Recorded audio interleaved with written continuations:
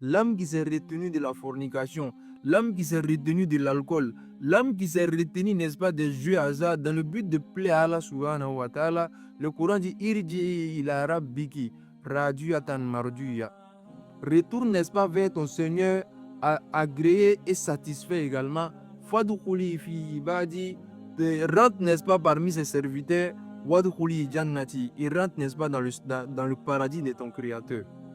Allah subhanahu wa ta'ala appelle cette catégorie d'âmes-là, qui se sont soumis à Allah subhanahu wa ta'ala, qui ont fait la prière, qui ont fait, n'est-ce pas, leur zakat, qui ont jeûné et qui ont posé des bonnes actions dans le but de satisfaire Allah subhanahu wa ta'ala. Et donc ça fait partie, n'est-ce pas, d'une catégorie d'âmes. Il y a une autre catégorie d'âmes que le Coran appelle an-nafsul lawwama. Alhamdulillah wa salatu wa salam ala rasulillah. Que la paix, la grâce et la miséricorde d'Allah subhanahu wa ta'ala vous accompagnent. Alors, heureux encore une fois de vous retrouver afin de poursuivre, n'est-ce pas, nos différents rappels à ce qui concerne le mois béni du Ramadan. Alors, nous demandons à Allah subhanahu wa ta'ala de bénir nos intentions en ce mois béni du Ramadan, d'accepter nos œuvres, nos actions et de faire de nous, à la sortie de ce mois de Ramadan, des croyants renouvelés et des croyants qui progressent, n'est-ce pas, vers leur foi, Inch'Allah ta'ala. Alors, le sujet d'aujourd'hui concerne l'âme, n'est-ce pas, du croyant, notre âme en tant que croyant, l'impact ou l'influence que le Ramadan, le mois de Ramadan ou le jeûne du mois de Ramadan doit avoir sur notre âme en tant que croyant. Parce que le Ramadan est un mois d'éducation spirituelle. Et ce mois d'éducation spirituelle ne peut pas se terminer sans que cela n'ait d'impact, n'est-ce pas, sur notre âme. Hein? Parce que l'âme est représentée comme le centre, n'est-ce pas, de notre foi. Pourquoi? Parce que c'est l'âme qui nous amène à commettre de bien, si on arrive à la gérer. Et c'est l'âme également qui nous incite, n'est-ce pas, à commettre le péché, si on n'arrive pas à la gérer. C'est pourquoi le Coran mentionne un certain nombre de catégories d'âmes. Dans le Saint-Coran, là, souvent, Allah wa ta'ala mentionne plusieurs catégories d'âmes, hein, qui se trouvent, n'est-ce pas, en nous. La première catégorie, l'une des catégories, c'est ce qu'on appelle an-nafsul mutma'inna. An-nafsul mutma'inna, c'est l'âme qui trouve la paix dans l'adoration, qui trouve la paix dans l'adoration en se soumettant totalement à Allah subhanahu wa ta'ala, en faisant la prière, en posant de bonnes actions dans le but de satisfaire Allah subhanahu wa ta'ala.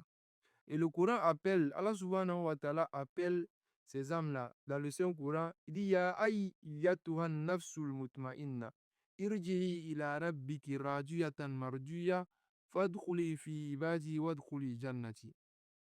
Il dit âme apaisée, n'est-ce pas, l'âme qui s'est retenue, n'est-ce pas, de tomber dans le péché, l'âme qui s'est retenue de la fornication, l'âme qui s'est retenue de l'alcool, l'âme qui s'est retenue, n'est-ce pas, des jeux hasard dans le but de plaire à Allah subhanahu wa ta'ala. Le Coran dit Irji ila rabbiki radiyatan marduya. Retourne, n'est-ce pas, vers ton Seigneur agréé et satisfait également. Fadkhuli fi ibadi, rentre, n'est-ce pas, parmi ses serviteurs. Wadkhuli jannati, il rentre, n'est-ce pas, dans le paradis de ton Créateur. Allah subhanahu wa ta'ala appelle cette catégorie d'âmes-là, qui se sont soumis à Allah subhanahu wa ta'ala, qui ont fait la prière, qui ont fait, n'est-ce pas, leur zakat, qui ont jeûné et qui ont posé des bonnes actions dans le but de satisfaire Allah subhanahu wa ta'ala. Et donc ça fait partie, n'est-ce pas, d'une catégorie d'âmes. Il y a une autre catégorie d'âmes que le Coran appelle an-nafsul lawwama.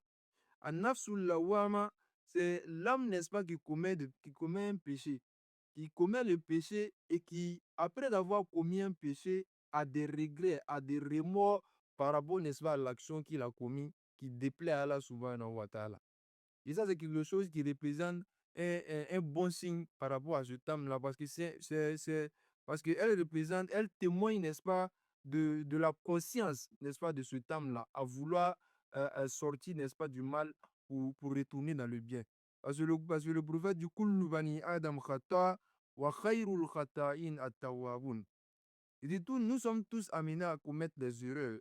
Mais le plus meilleur parmi les personnes qui commettent des péchés, c'est ces personnes-là qui commettent des péchés et arrivent, n'est-ce pas, à se repentir, à reconnaître leurs erreurs, à reconnaître leurs torts, à reconnaître qu'ils se sont fait du mal à eux-mêmes et retournent vers Allah subhanahu wa ta'ala.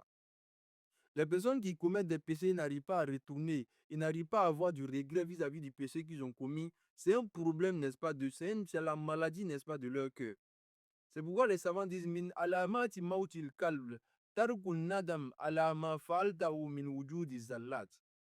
Les savants disent que parmi les signes qui démontrent que votre cœur est décédé spirituellement, c'est le fait de ne pas avoir des regrets après avoir commis un péché. Et ça, c'est un mauvais signe. Et donc, il y a parmi les hommes, l'un des hommes qui commet un péché et qui, après avoir commis un péché, arrive, n'est-ce pas, à des regrets et veut, n'est-ce pas, se retirer, n'est-ce pas, des péchés qu'il a commis. Et donc, le troisième, comment on appelle ça? La troisième catégorie d'âme, c'est ce qu'on appelle an-nafs al-amaratu bis-sou. Ah, l'âme, n'est-ce pas, qui nous incite à commettre des péchés. L'âme, n'est-ce pas, qui nous incite à faire du mal. L'âme, n'est-ce pas, qui nous incite à désobéir à Allah subhanahu wa ta'ala. Et c'est ça le problème. C'est sur cette âme-là que le ramadan, n'est-ce pas, doit jouer. C'est sur cette âme-là que le ramadan a un impact, n'est-ce pas, positif. Parce que le Coran dit Wama ubari nafsi inna nafsa la amaratum bisou. Hein? Il dit, il ne faudrait pas vous innocenter vous-même en disant que vous ne pouvez pas tomber dans le péché. Parce qu'il il y a l'âme, n'est-ce pas, qui incite, n'est-ce pas, à ce que vous tombez dans le péché. À condition que vous arrivez à contrôler votre âme. Et l'âme qui nous amène à commettre des péchés, c'est ce qu'on appelle un nafs al-amarat bisou, l'âme incitatrice au péché. Et le ramadan est venu. Le ramadan, l'impact que ce ramadan a sur cette âme-là, c'est dans un premier temps affaiblir l'âme qui nous incite à commettre les péchés. Dans un premier temps, parce que le shaitan n'existe pas, c'est le shaitan qui vient en appui à cette âme-là. Et donc, vu que le shaitan, n'est-ce pas, est attaché durant le mois du ramadan, cela impacte, affaiblit, n'est-ce pas, l'âme qui nous incite à commettre des péchés. Et donc, ça, c'est un caractère positif.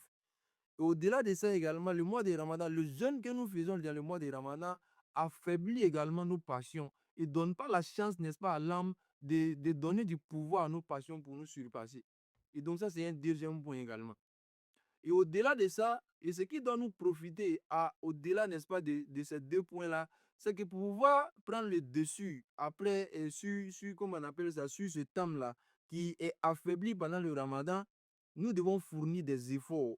Profiter, n'est-ce pas, de la faiblesse de ce thème-là par le mois du ramadan, par l'absence du shaitan et par le jeûne que nous avons fait pour poser des bonnes actions, pour lire le Saint-Coran, pour faire des zikr, pour faire des bonnes actions dans le but de rentrer dans le cadre de la an-nafsul mutma'inna et plaire à Allah subhanahu wa ta'ala.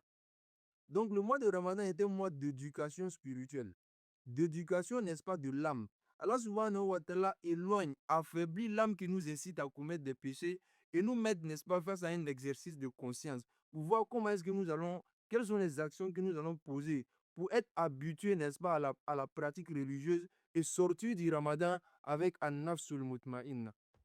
L'âme, n'est-ce pas, qui est apaisée, qui est constant dans l'adoration.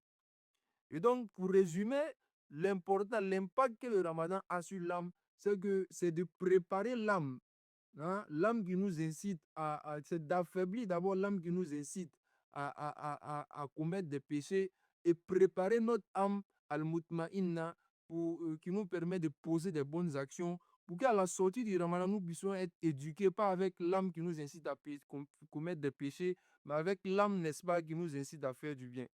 Parce que tout est réuni dans le mois du Ramadan pour qu'on puisse être des croyants accomplis, pour qu'on puisse être des croyants qui recherchent, n'est-ce pas, la satisfaction d'Allah subhanahu wa ta'ala.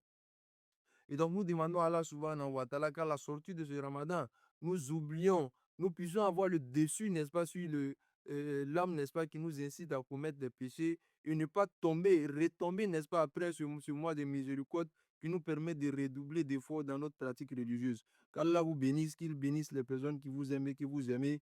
Et j'espère que cela vous a profité. Si c'est le cas, partagez-le autour de vous pour faire profiter et pour nous faire profiter tous, Inch'Allah.